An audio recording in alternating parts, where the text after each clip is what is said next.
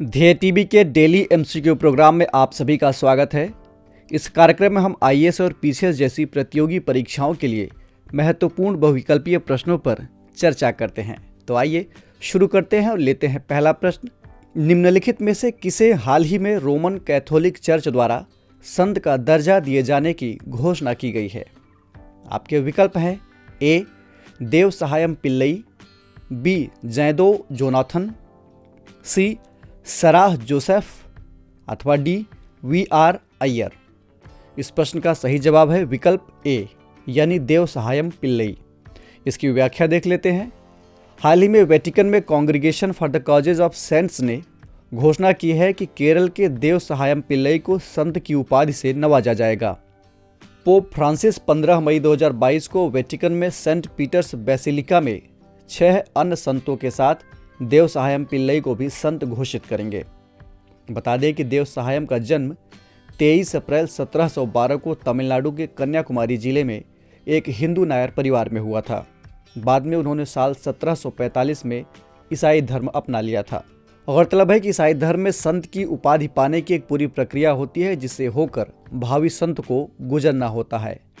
संत की उपाधि देने से पहले ये देखा जाता है कि क्या मृत्यु के बाद उस व्यक्ति के नाम पर कोई चमत्कार हुआ है। बढ़ते हैं अगले प्रश्न की ओर।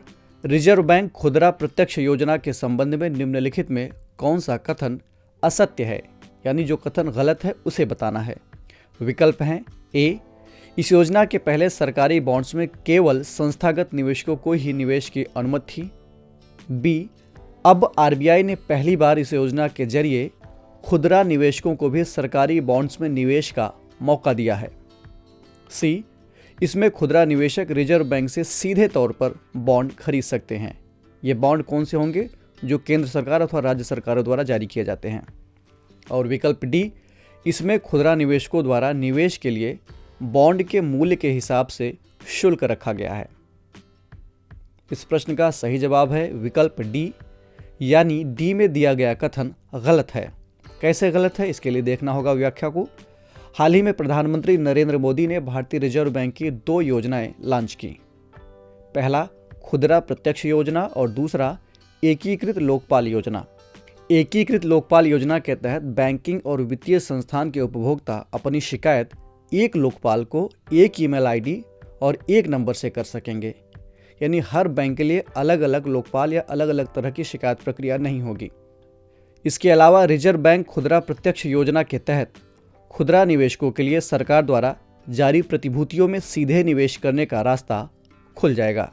ये सेवा बिल्कुल निःशुल्क होगी, जबकि विकल्प में बताया गया है कि इसके लिए चार्ज देना होगा। बढ़ते हैं तीसरे प्रश्न की ओर। निम्नलिखित पर विचार कीजिए। 1 राष्ट्रीय शिक्षा दिवस, 2 अल हिलाल पत्रिका की शुरुआत, 3 स्वतंत्र भारत के प्रथम शिक्षा मंत्री। इनमें से कौन कौन सी घटनाएं मौलाना अबुल कलाम आज़ाद से संबंधित हैं? आपके विकल्प हैं ए केवल 2, बी केवल 2 और 3, सी 1, 2 और 3 अथवा विकल्प डी केवल 3। इस प्रश्न का सही जवाब है विकल्प सी यानी तीनों घटनाएं मौलाना अबुल कलाम आज़ाद के जीवन से जुड़ी हुई हैं। इसकी व्याख्या देख लेते हैं। हर साल 11 नवंबर को स्वतंत्र भारत के पहले शिक्षा मंत्री मौलाना अबुल कलाम आज़ाद की जयंती होती है। इसके उपलक्ष्य में इस दिन को राष्ट्रीय शिक्षा दिवस के रूप में मनाया जाता है। मौलाना अबुल कलाम आज़ाद एक पत्रकार, स्वतंत्रता सेनानी, राजनीतिज्ञ और शिक्षाविद थे। ये विभाजन के धुर विरोधी थे और हिंदू मुस्लिम एकता के कट्टर समर्थक थे। साल 1912 में इन्होंने उर्दू में अल हिलाल नामक एक साप्ताहिक पत्रिका शुरू की थी। इन्हें साल 1992 में मरणोपरांत भारत के सर्वोच्च नागरिक सम्मान भारत रत्न से सम्मानित किया गया था। बढ़ते हैं अगले प्रश्न की ओर। हाल ही में किस राज्य ने 11 नवंबर को अपने यहाँ ओंके ओबव्वा जयंती मनाने का फैसला लिया है? आपके विकल्प हैं ए राजस्थान, बी कर्नाटक, सी असम अथवा डी आंध्र प्रदेश। इस प्रश्न का सही जवाब है विकल्प बी। इसकी व्याख्या देख लेते हैं। हाल ही में कर्नाटक सरकार ने इस साल से अपने यहाँ हर साल 11 नवंबर को ओंके ओबव्वा जयंती के रूप में मनाने का फैसला लिया है। बता दें कि ओंके ओबव्वा एक बहादुर योद्धा महिला थीं। इन्होंने 18वीं शताब्दी में हैदर अली की सेना से अकेले मूसल लेकर, मूसल जिसे कन्नड़ भाषा में ओंके कहा जाता है, इसके साथ भारत के कर्नाटक राज्य के चित्रदुर्ग में लड़ाई लड़ी थी। वे चित्रदुर्ग किले की रक्षा करते हुए वीरगति को प्राप्त हो गई थी। उस वक्त चित्रदुर्ग शहर पर मदकरी नायक का शासन था। बढ़ते हैं आज के कार्यक्रम के इस अंतिम प्रश्न की ओर। इनसाइडर ट्रेडिंग के संबंध में निम्नलिखित में कौन सा अथवा कौन से कथन सत्य हैं? पहला, कंपनी द्वारा अपने ही कर्मचारियों को शेयर बेचे जाने की घटना को इनसाइडर ट्रेडिंग कहते हैं। दूसरा, सेबी द्वारा इसे काफ़ी बढ़ावा दिया जा रहा है। आपके ऑप्शंस हैं ए केवल 1, बी केवल 2, सी 1 और 2 दोनों, अथवा डी इनमें से कोई नहीं, यानी ना तो 1 ना ही 2। इस प्रश्न का सही जवाब है विकल्प डी, यानी दोनों कथन गलत हैं। कैसे गलत हैं, इसके लिए देखते हैं व्याख्या को। इनसाइडर ट्रेडिंग का प्रयोग स्टॉक मार्केट में किया जाता है। इसे भेदिया कारोबार या अतरंगी लेन देन भी कहा जाता है। कंपनी के अंदर की जानकारी का लाभ उठाकर गैर कानूनी तरीके से शेयर बेचकर या खरीदकर लाभ कमाने की घटना को इनसाइडर ट्रेडिंग कहते हैं।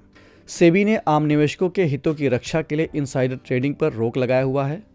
दरअसल हाल ही में अमेरिका के मैकिन्से एंड कंपनी में पुनीत दीक्षित नाम के भारतीय मूल के एक व्यक्ति पर इनसाइडर ट्रेडिंग के जरिए कुल 4.5 लाख अमेरिकी डॉलर से अधिक का अवैध मुनाफा कमाने का आरोप लगा है। इसी वजह से इनसाइडर ट्रेडिंग का मुद्दा चर्चा में है। तो ये था आज का डेली एमसीक्यू कार्यक्रम। आपको ये कार्यक्रम कैसा लगा कमेंट करके हमें ज़रूर बताइएगा। साथ ही हमें ये भी बताइएगा कि आपके 5 में से कितने प्रश्न सही हुए।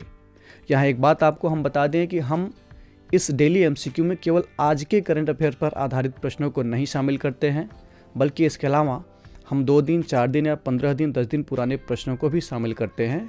इसके पीछे उद्देश्य सिर्फ ये है कि आप जिन करंट अफेयर्स को पढ़ते हैं उन्हें कितना याद रखते हैं। अगर ये आपको कार्यक्रम पसंद आया हो तो इस चैनल को लाइक, सब्सक्राइब अथवा शेयर करना ना भूलिए। हम फिर मिलेंगे एक नए कार्यक्रम के साथ। तब तक ले इजाज़त दीजिए। नमस्कार।